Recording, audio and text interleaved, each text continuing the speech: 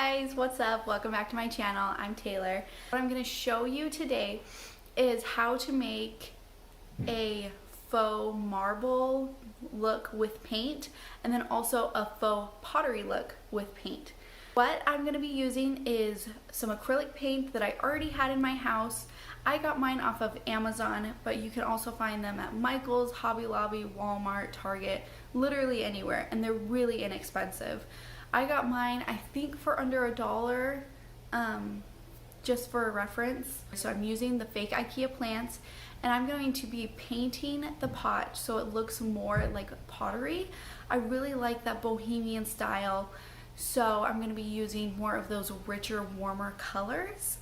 And then the second project that I'm going to show you is a faux marble look. This project was so fun, you guys, and so much easier than I thought it was going to be. This was my first time doing anything like this, and it was really simple to pick up on and to do, and I'm so excited to show you how they turn out. What I started out doing was, first I had to distract my little ones, so I put my baby in his bouncer and my other baby I put with some paint and an old IKEA placemat. You guys, this activity occupied him for almost the entire time that I was painting these pots. So I started out by cleaning the pots really well. I didn't want any dust or dirt or anything like that on them. I peeled off the stickers, and then I let all of that dry, so it was completely dry. And then I started out by doing a primer. This I just did with some white acrylic paint that I already had. An important step for this is make sure that it dries completely. I jumped the gun a little bit on this, and I realized that if it wasn't dried completely, that it would start peeling off, and so I ended up having to do more coats of paint than I needed to. So make sure that you let it dry completely. I'm going in with the burnt sienna color. I love this color. It's really rich and warm, and it's not like super red, but it's also not super brown. It's just beautiful.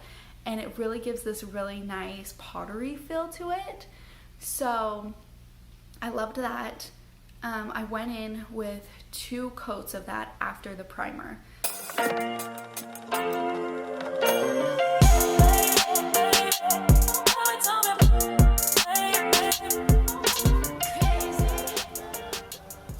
So first you're going to find your inspiration picture, get a marble sample of some type, either online or if you have one in your house that you can reference.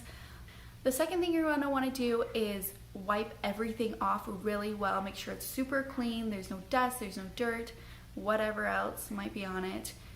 Let it dry completely, and then the third thing you're going to do is do a really thin layer of white paint. This is going to be kind of a primer, and is going to make it so that if you make a mistake, it's really easy to wipe off and fix it instead of having it ruin your whole project. So I did a really thin layer of white paint, I let that dry, and then I went in with a really thin brush. I just started drawing in with the gray paint how I wanted the marble to look, and then I went in with the sponge and I kind of made it lighter. I smudged it together to make it look a little bit more like realistic marble. And I just kept going in. Layers are the key with this. So you're going to want some lighter areas, you're going to want some darker areas, you're going to want some thin areas, some thicker areas. So really play around with it. Use the sponge to your advantage.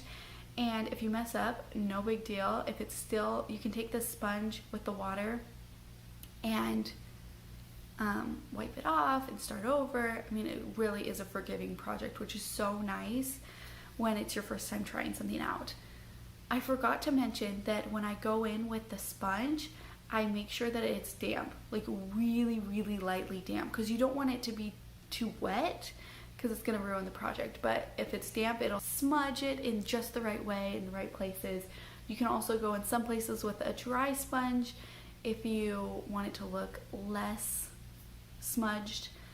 Anyways, it's super fun to just play around with this idea, get creative, try different techniques, but the real key is the layers and to use the sponge to smudge some areas and then have other areas be darker.